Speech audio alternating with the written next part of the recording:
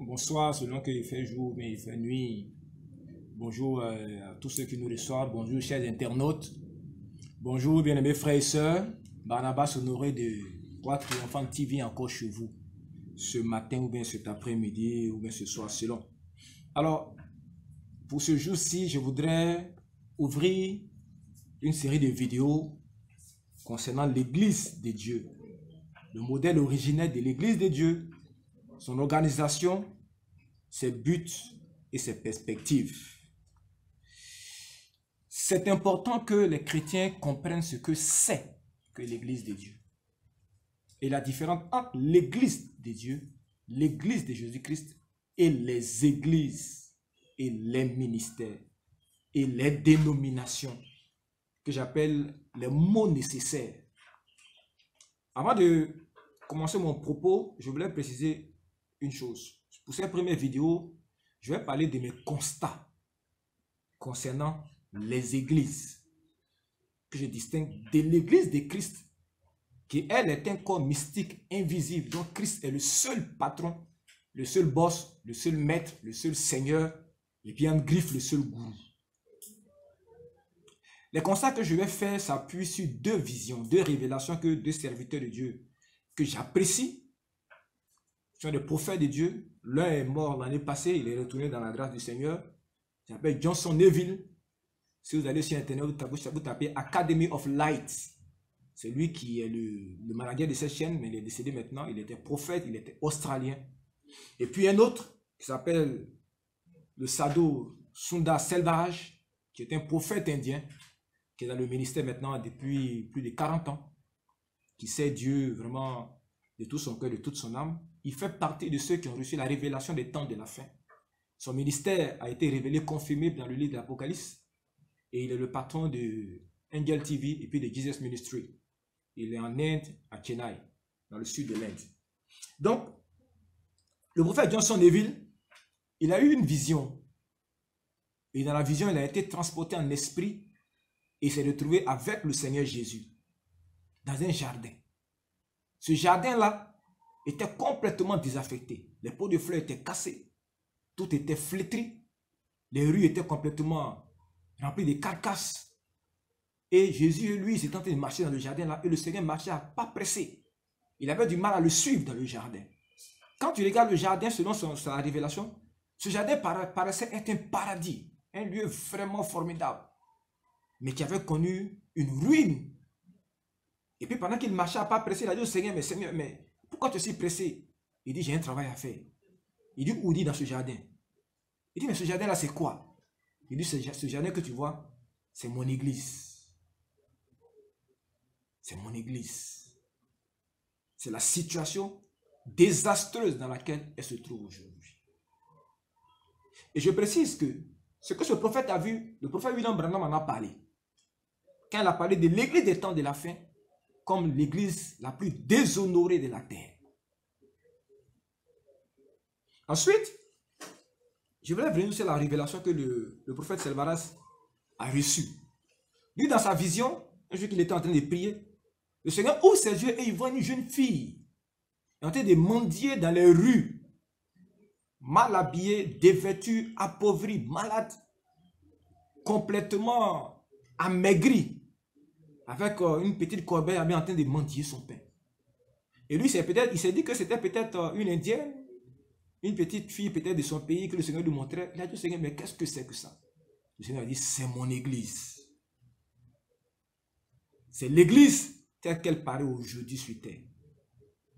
Elle qui a été appelée à être une reine, une princesse, elle mendie aujourd'hui son pain dans les rues. Comme une orpheline, comme un sans domicile. Vous savez bien aimé, je suis chrétien. C'est le premier titre que je porte avant celui du pasteur. Et je ne peux pas parler à la légère du corps dans lequel je suis. Parce que si je suis chrétien, je suis membre de ce corps-là. Et je porte la souffrance et le deuil pour ce corps. Donc tout ce que je vais dire, les constats que je fais, je ne vais pas être critique pour être critique. Je parle avec mon cœur. des chrétiens, des fils de Dieu. Je parle avec le cœur d'un frère dans la foi qui s'est rendu compte de la détresse dans laquelle se trouve l'Église à cause des erreurs des églises, des ministères, des dénominations. Aujourd'hui, je me suis rendu compte que 90% des pratiques et des enseignements dans nos églises dites chrétiennes, dites évangéliques, dites pentecôtistes, dites protestantes, ne sont pas bibliques. Comprenez? Les gens prétendent être des églises évangéliques, mais la plupart de leurs pratiques viennent de l'homme, des principes élémentaires du monde et d'une vieille survivance d'un vieux reste catholique papal. Vous allez lire dans la Bible, vous ne verrez jamais que Jésus-Christ a confié son église à un individu. Jamais de la vie. Vous ne verrez jamais dans la Bible que dans l'église de Christ, un individu s'est levé pour prendre lui seul des décisions. Ça n'existe pas dans la Bible. Ça, c'est l'esprit de la papauté qui a fondé l'infaillibilité d'un homme appelé le pape et qui dicte la direction dans laquelle l'église doit marcher. Pourquoi? Parce que je l'ai dit dans une autre vidéo, les gens ne font pas la différence entre leur ministère et puis l'église qui est un corps dans lequel les membres sont interdépendants. Où la tête de ce corps-là, c'est Jésus-Christ. Et c'est lui qui est la tête et celui qui constitue le système nerveux, le système pensant. Et tous ceux qui sont membres de ce corps sont des frères dans la foi. Ils sont liés les uns aux autres. Chacun exerçant un ministère particulier pour la bénédiction commune.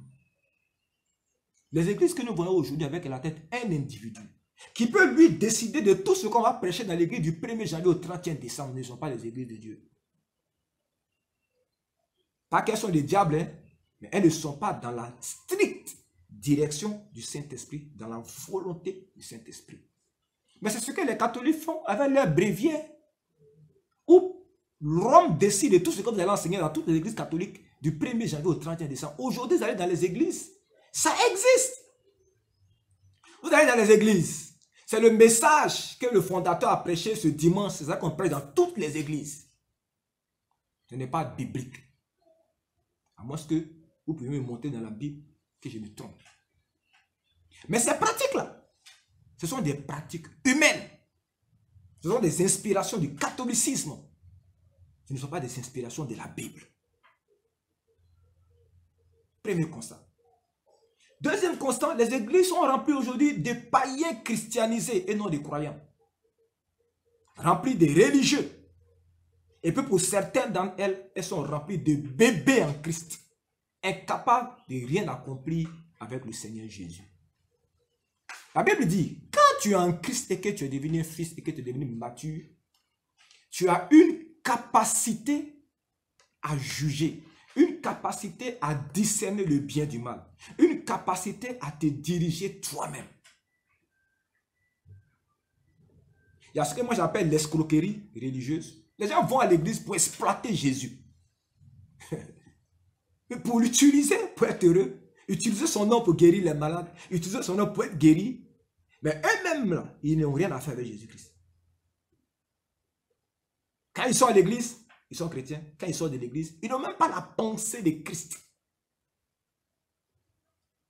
Troisième constat.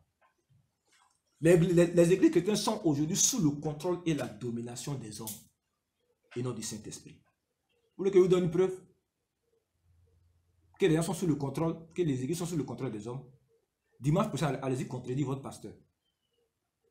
S'il finit de prêcher, après la descente, prenez vos Bibles et montrez qu'il s'est trompé. Vous allez voir qui dirige l'église. Si c'est le Saint-Esprit, il va prendre en compte vos remarques et il va aller voir si c'est vrai. Si c'est un homme, il va se sentir offensé Parce que vous avez osé remettre en cause la parole de Dieu. Parce que c'est lui qui est la parole de Dieu. Hein. C'est pourquoi je vous une parenthèse pour dire que tout ce que je vais dire sur cette chaîne-là, je vous donne le droit de me contredire. Et de me dire là où il y a les erreurs. Pour qu'ensemble on puisse corriger ces choses-là pour donner le meilleur à tous ceux qui sont des enfants de Dieu, à tous ceux qui soupirent après la révélation exacte. Parce que les ténèbres sont trop épaisses. Il y a toutes les ténèbres pour que moi je m'asseye et que je prétende être le nombril de la révélation. Le principe de Christ dans l'Église, c'est le principe de l'interdépendance, de la complémentarité et de la contradiction. Si un homme comme Paul, il a pu reprendre Pierre publiquement, qui es-tu? Toi, tu penses qu'on ne peut pas te reprendre, on ne peut pas te contredire. Tu es qui? Tu es qui dans le royaume de Dieu? Tu es plus grand que Pierre.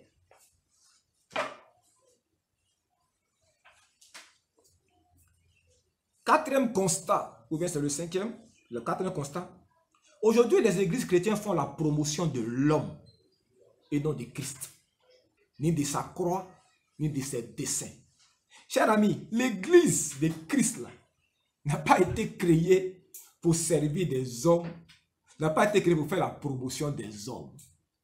La Bible dit qu'un seul est mort pour nous tous, afin que nous qui vivons là, nous ne vivions plus pour nous-mêmes, mais que nous vivions pour celui qui est mort pour nous tous, Jésus-Christ. On vient en Christ pour accomplir les desseins de Jésus-Christ. Mais aujourd'hui, pour remplir les églises, on fait croire aux gens que s'ils viennent à l'église, ils vont se marier, qu'ils vont avoir du travail, qu'ils vont avoir des promotions. S'ils s'aiment dans tel ministère, l'argent va devenir beaucoup. On fait tout pour que l'homme se sente intéressé par l'église. Pourquoi? Pour que l'église soit remplie. Donc, on a commencé à faire la promotion de l'homme et non pas de Christ. Donc, vous allez voir des gens qui sont dans l'église, ils ne connaissent pas Christ, ils ne connaissent pas la teneur de sa croix, ils ne connaissent pas ses desseins. Et là, j'ai ouvert une parenthèse. Si vous voulez dimanche prochain demander à votre pasteur, à votre bishop, à votre père spirituel, la croix de Jésus, là, c'est quoi? Est-ce que vous savez bien aimé que Jésus n'a jamais demandé aux gens de porter lui sa croix? Jésus dit que chacun porte sa propre croix. Il y a une différence. Jésus, lui, il a porté sa croix. Parce que c'était ce à quoi il était destiné. Et il dit, si quelqu'un veut me suivre, que cette personne apporte lui-même sa propre croix. Je le dis parce que vous allez voir dans la suite de nos enseignements que aujourd'hui, il y a des fondateurs qui maltraitent leur pasteur. Et quand tu te plains, dis non, il faut porter ta croix. Pour ne pas se porter la croix, là, ça avoir faim, avoir soif, ne pas être bien vêtu. C'est ça qu'on appelle la croix de Jésus. Mais quand tu lis Actes des Apôtres, on dit dans l'église de Jérusalem, il n'y avait pas d'indigents. On dit parmi les apôtres, il n'y avait pas d'indigents. La pauvreté, ce n'est pas la croix de Jésus-Christ. Donc arrêtez de faire souffrir vos pasteurs en faisant c'est pas toi ta croix qu'eux ils portent. C'est parce que toi tu as souffert dans le ministère que toi tu allais faire porter toi ta croix.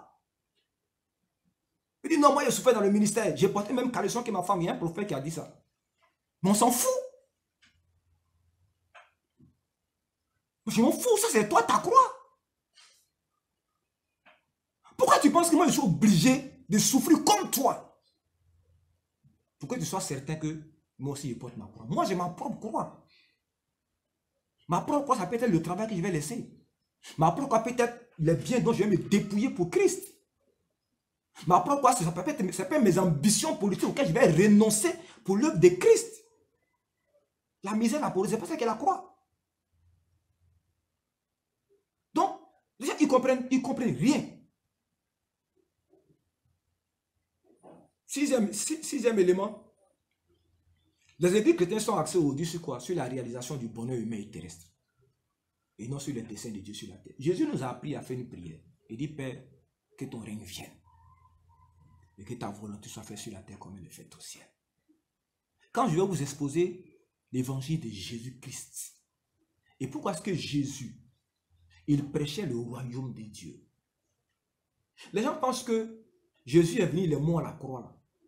C'est pour le pardon des péchés que Jésus est mort à la croix. Pour envoyer les gens au ciel. Moi, il y a longtemps cru que Jésus est mort à la croix pour envoyer les gens au ciel. Chers amis, c'est pas vrai. Souvent, il y a quelqu'un qui prêchait, qui a dit que Jésus est mort pour que les chrétiens aient la vie qui soit dans l'abondance. C'est faux. Parce que ils ont pris le passage où on dit le diable ne vient que pour détruire. Non, Jésus faisait une comparaison entre la mission de Satan et puis lui, sa mission. Mais la vraie raison, c'est que nous avons été prédestinés avant la fondation du monde à être semblables à Jésus. Voilà le but de l'évangile. Pourquoi? Parce que Dieu a besoin de fils pour reconquérir la terre. L'enjeu, c'est la reconquête et la domination de la terre. C'est ça que Adam a perdu. Adam n'a pas perdu le salut. Adam a fait quoi le ciel? Il a fait quoi le ciel? Il va faire quoi le ciel? Dieu lui a donné la terre pour qu'il y règne et qu'il domine. Qu'il soit son représentant, sa réplique sur la terre. C'est la domination de la terre. Et pour restaurer l'homme dans cette domination, il fallait que Dieu réconcilie l'homme avec lui. C'est pour cela qu'il a fallu que quelqu'un meure pour la réconciliation. Donc le but de l'évangile, là, ce n'est pas de prêcher la réconciliation, c'est de prêcher le royaume. Et la porte, c'est la réconciliation par le sang de Christ. Mais ce n'est pas le but. Le salut n'est pas le but. Le salut, c'est le moyen. Former des fils qui vont reconquérir la terre. Donc, quand tu vas dans une église et puis la prédication est axée sur toi, ton bonheur, ton pasteur là, c'est un imposteur. On met l'accent sur ta guérison, sur ta délivrance. Ce ne sont que des moyens, ce n'est pas le but de l'évangile. Dieu veut reconquérir la terre pour que ces perfections invisibles que Satan est en train de détruire là, soient restaurées, que sa gloire, sa puissance éternelle, son règne et sa domination deviennent visibles et que la terre soit remplie de sa gloire. Le challenge, c'est la reconquête de la terre. Et le pardon des péchés et le salut en Jésus-Christ, c'est le moyen. C'est pas pour que toi tu sois heureux. Sinon ceux qui sont morts là, à cause de l'évangile là, où est le bonheur qu'ils ont eu là? Les gens qu'ils ont découpés, qu'ils ont tués à cause de l'évangile là. Ils ont parlé d'un homme de Dieu qui s'appelle Brainerd, qui a prêché l'évangile parmi les Indiens. Je vais vous montrer comment est-ce qu'il a souffert.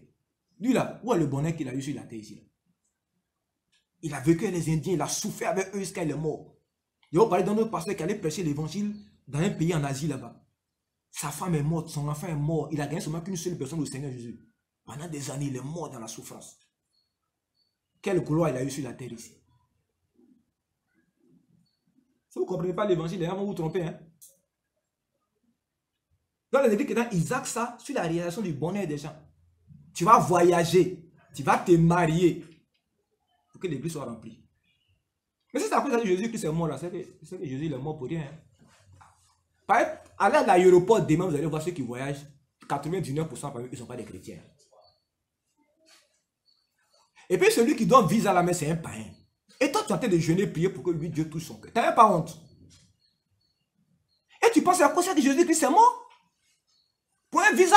Mais si ça, c'est pas la peine qu'il meurt, on a le cas pour l'ambassadeur des États-Unis, il va donner les visas à la cadeau. Donc, bien aimé, si ton pasteur, c'est ça qui te prêche, il est en train de te tromper. Hein?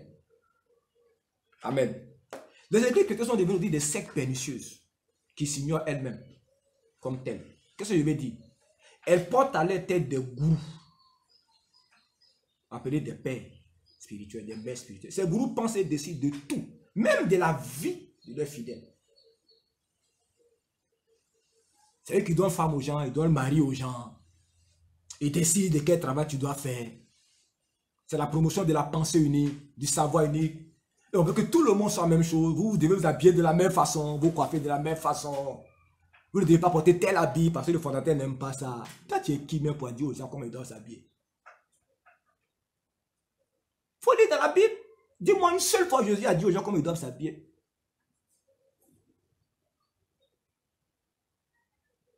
Il faut me dire. Une seule fois. Vous savez, Dieu là, c'est un Dieu de diversité. Toutes les églises où on met l'accent sur la manière de s'habiller, la manière de se coiffer, la manière de... C'est pas le Saint-Esprit qui conduit les gens à faire ça. Hein? Même dans le mariage. Regardez aujourd'hui dans cette imposture-là. Quelqu'un veut se marier, on ignore son père et sa mère, on va leur payer d'autres. Et si le pasteur n'est pas d'accord pour que tu te maries, tu ne peux pas te marier dans l'église. C'est une imposture. Le mariage est une prérogative du Père. Prérogative donnée par Dieu. Et c'est dans la Bible. Et je vais vous montrer ça. Aujourd'hui, là, ce sont les pasteurs qui marient les gens. Et ils ne savent pas que cette pratique-là, c'est une pratique qui vient de l'esprit du pape. Pour pouvoir contrôler les rois en Europe, ils ont pris le mariage pour en faire un mariage chrétien. Il n'y a pas de mariage chrétien. Ça n'existe pas nulle part. Donc, ce sont des pratiques qu'on a mis, et puis c'est devenu une église pernicieuse. Je me souviens de ce que le révérend Koumoui disait dans une de ses vidéos, qu'il a mis sur pied dans son église des systèmes aujourd'hui qui ont produit du mal, qui ont détruit la vie des gens. Et qui se répandent d'avoir mis sur pied certains systèmes, mais ils ne connaissaient pas mieux que ça. Koumoui, j'ai la vidéo. Et qui veut se repentir de certaines doctrines qu'il a mis dans son église. Parce que c'est l'esprit des sectes de vouloir contrôler la vie de leurs fidèles. C'est un esprit de secte. Contrôle le fidèle, on le détache de sa famille, de ses amis, de ses connaissances. Et puis il ne vit que pour l'église. Ça, ce n'est pas l'église de Christ. Hein. Vous allez voir la plupart des gens que Jésus a guéris là, et puis qui voulaient le suivre là, je leur conseille de retourner chez eux pour rendre témoignage. Parce que si tu as une lumière aujourd'hui, c'est d'abord dans ta famille que tu dois aller briller. L'autre constat, c'est que les églises chrétiennes sont dirigées par des personnes qui ignorent la différence entre le ministère et l'église. Pour ça, l'Église a expliqué ça. Et puis, les églises sont dirigées par des personnes qui ne connaissent pas Christ, qui ne comprennent pas l'évangile de Christ et qui ne connaissent ni le royaume de Dieu ni le royaume des cieux. Tu demandes aujourd'hui à un pasteur, moi, ce que je dis là, vous pouvez peut-être penser que j'exagère. Prends ce que je dis, demande à ton pasteur, quelle est la différence entre l'église, le royaume des cieux, le royaume de Dieu? C'est quoi Mont Zion? C'est quoi la montagne de l'Hermon? C'est quoi ce symbole? Quelle est la différence entre le royaume des cieux et le royaume de Dieu et l'église? Si ton pasteur ne connaît pas la distinction entre les trois là, il ne peut pas te conduire. Ils ne connaissent pas l'évangile. Donc voilà les constats, les quelques constats que j'ai faits. Et la conséquence de toutes ces dérives là, hein, je vais lire un passage que le Saint-Esprit m'aide. Marc 7. Marc 7. Je vais lire ça et puis vous allez comprendre qu'est-ce que ça a engendré, toutes ces choses-là. Il y a des pasteurs qui pensent que le fait d'être ouvert, de permettre la discussion dans l'église, là, ça veut dire que l'autorité va être effritée. Tu n'as rien compris, mon cher ami. Jésus, parlant aux scribes, leur dit, hypocrite, Ésaïe a bien prophétisé sur vous, ainsi qu'il est écrit. Ce peuple m'honore des lèvres, mais son cœur est éloigné de moi. C'est en vain qu'il m'honore, en donnant des préceptes qui sont des commandements d'hommes. Vous abandonnez le commandement de Dieu et vous observez la tradition des hommes. Et il a dit encore, vous anéantissez fort bien le commandement de Dieu pour garder votre tradition. Car Moïse a dit, honore ton père et ta mère, et celui qui maudira son père ou sa mère sera puni de mort. Mais vous vous dites, si un homme dit à son père ou à sa mère, ce dont j'aurais pu t'assister est corban, c'est-à-dire une offrande à Dieu, vous ne le laissez plus rien faire pour son père et pour sa mère, annulant ainsi la parole de Dieu par votre tradition que vous avez établie. Vous faites beaucoup d'autres choses semblables. Je vous ai appris un exemple. Aujourd'hui, là, vous ne verrez aucun pasteur qui va enseigner à ses disciples, à ses chrétiens, que la première responsabilité d'un chrétien, c'est de prendre soin de sa famille, de sa femme, de ses enfants, de les rendre heureux. Sa première responsabilité, ce n'est pas de prendre son enfant pour emmener ça à l'église. Hein? Je suis pasteur. La première charge d'un chrétien, c'est de s'assurer que sa famille là est bien nourrie, bien habillée. Moi, j'ai fait ces erreurs. Après, je parle de ça avec force. Ta première charge, ce n'est pas de donner ton argent à ton pasteur, ni à ton église. Ce sont tes enfants, ta femme. Ta deuxième charge, c'est ton père et ta mère. Même si ce sont les sorciers qui boivent le sang humain, tu as la responsabilité de prendre soin d'eux. Aujourd'hui, on dit aux chrétiens que ton papa est sorcier, ta maman est sorcière. Si tu donnes ton argent là, elle va prendre l'argent pour t'envoûter. Et il y a des chrétiens qui ont coupé les relations avec leur père et leur mère parce qu'ils sont sorciers. T'es un escroc. penses que Jésus est en toi, pourquoi tu as peur d'un sorcier? Pourquoi tu as peur d'un sorcier? Je disais à quelqu'un comme ça qui me disait un jour que on est venu dire un jour que sa maman est sorcière. Je dis, ah bon? Il dit, oui. Que c'est elle qui mange les gens dans la famille. Il a dit, mais moi je ne comprends pas. Les sorciers là, on dit jamais ils mangent les enfants qu'ils aiment le plus, non? Pourquoi maman, depuis qu'elle ne m'a pas encore mangé? Parce qu'elle a le titre que j'ai dans la société, je suis vraiment une bonne proposition. Elle aurait pu me manger. Pourquoi elle ne me mange pas? Et puis ce sont les autres, les vauriens de la famille, c'est eux qu'on mange. Pourquoi elle a fait ces réflexions? Parce que lui, il sait qu'il est en Christ, il ne craint rien. Mais souvent, on prend ça pour charlanter, pour marchander la libéralité des gens. Et il y a comme ça plusieurs commandements comme ça. On va te dire, non, c'est ton travail à l'église qui est le plus important. Et que si ta femme n'est pas chrétienne, là, elle ne doit pas être ta priorité. Jésus n'a jamais dit aux gens. Et puis on va dire, non, Jésus a dit, il faut pas abandonner ton père, ta mère, ta femme. Et lisez bien le passage. Parmi ceux que Jésus a cités, il n'y a pas ta femme dedans. Hein. Ta femme dedans. Il n'y a pas tes enfants dedans. Il n'y a pas eu ton père, ta mère, tes frères, tes soeurs. Parce que ta femme, elle est une seule chair avec toi. Je vais vous donner un secret. Si vous voyez un pasteur, un prophète, un bishop, dont la femme n'est pas heureuse, éloignez-vous de cet homme-là. C'est un imposteur. Il n'a qu'à dire ce qu'il veut. Non, c'est le ministère. Il ment. Toi, tu n'es pas capable de rendre heureux celle qui est ta propre chair. La Bible dit que personne n'a haï sa propre chair. Et puis c'est moi qui vas venir rendre heureux. Moi que tu ne connais même pas. Que tu as rencontré à l'occasion d'un programme d'évangélisation, puis tu viens dans ton église. Comment tu as fait ça? Donc les gens ne connaissent pas l'évangile. Vous allez dire, ah mais pasteur, tu exagères. Ah frère, tu exagères. Je n'exagère pas. Quand tu ne connais pas l'évangile, tu peux remplir ton église des principes humains. Mais quand tu connais l'évangile, tu as peur même de contrôler la vie de tes chrétiens. Tu as peur même de leur donner une recommandation qui ne viendrait pas de l'évangile. Pourquoi? Parce que tu crains que les chrétiens s'attachent à ta parole plutôt que d'attacher à la parole de Christ.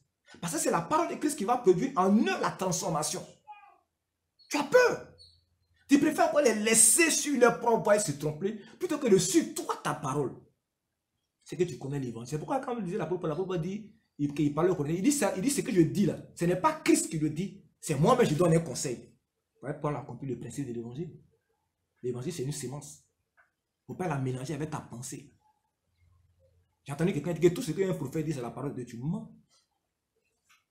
Tu es un menteur. Pourquoi Paul, lui, n'a pas dit, quand il parle et puis il dit ça, c'est mon avis, je donne. Ce n'est pas le Seigneur qui dit ça. Tu es plus grand que Paul. Donc, chers amis, voilà les constats que moi j'ai fait. Voilà les constats que j'ai fait.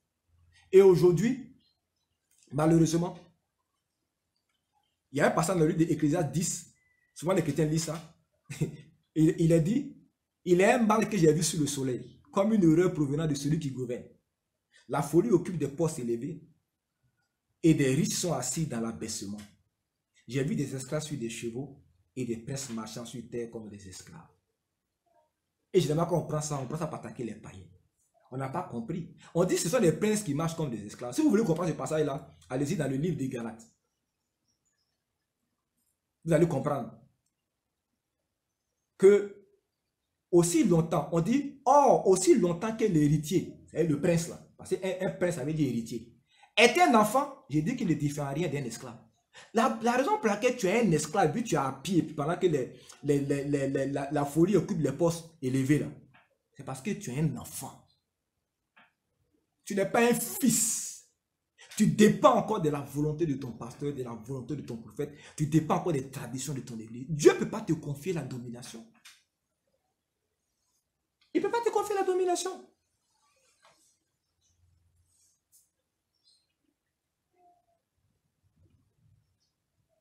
Aussi longtemps que l'héritier enfant, il ne diffère de rien d'un esclave, quoi qu'il soit maître de tout. Mais il est sous des tuteurs et des administrateurs.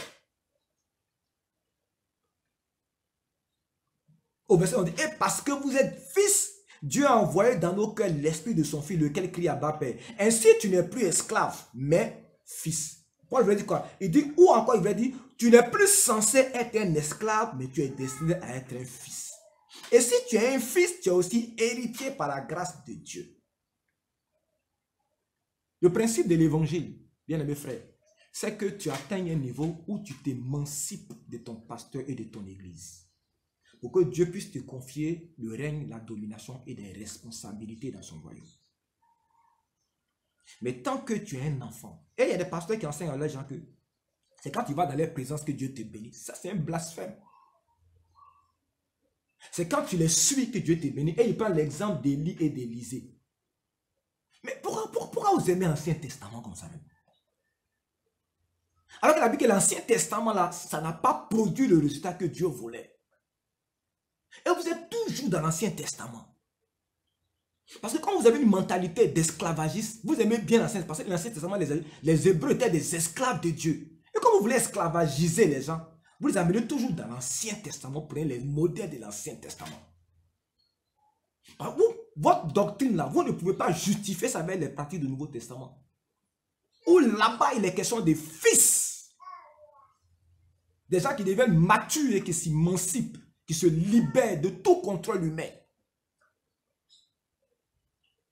Voilà les problèmes de l'église de Christ aujourd'hui. Qui fait que l'église est devenue une mendiante sur terre. L'église est devenue un jardin désaffecté. Aujourd'hui, l'église est la risée de tout le monde. Les comédiens, ça va être le nom des pasteurs qu'on blasphème. On est devenu la risée. Il y a des gens qui disent en Côte d'Ivoire, je suis la voix autorisée. Ils ne sont même pas capables d'arrêter tout le mal qui s'est fait sous les cieux dans ce pays-là. Avant, j'étais avec des amis qui m'ont raconté certaines choses que les gens font en Côte d'Ivoire ici.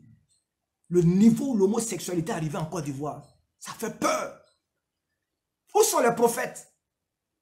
Où sont ceux qui prétendent que Dieu leur a donné le pays? Où sont ceux qui prétendent qu'ils ont la voix autorisée? À l'université, tous nos enfants sont devenus des homosexuels. Vous êtes où? Et le courage de reconnaître que nous tous on a échoué. On a qu'à se repentir pour ramener l'église à sa vraie position. Une église de frères et de sœurs où chacun vient exercer son ministère selon la grâce qu'il a et selon l'analogie de la foi. Une église où il n'y a pas de gourou, où on peut se contredire, se remettre en cause, se battre jusqu'à ce qu'on trouve la voie du Seigneur et puis y marcher. Bien aimé, voici mes constats. Dans la prochaine vidéo, je vais vous présenter l'église de Jésus-Christ telle que c'était depuis l'Ancien Testament, depuis le livre de Michée. La vision que Michée a eue, je vais vous en parler. Comment est-ce que la Bible dit que les anges eux-mêmes désirent plonger leur regard dans l'église de Christ? Pourquoi la Bible dit que l'église est la colonne et l'appui de la vérité? La plénitude de celui qui remplit toutes choses. Et puis regardez l'église aujourd'hui. Vous avez vu que ça c'est la plénitude de Jésus-Christ qui est là? Repentons-nous. Je vous salue.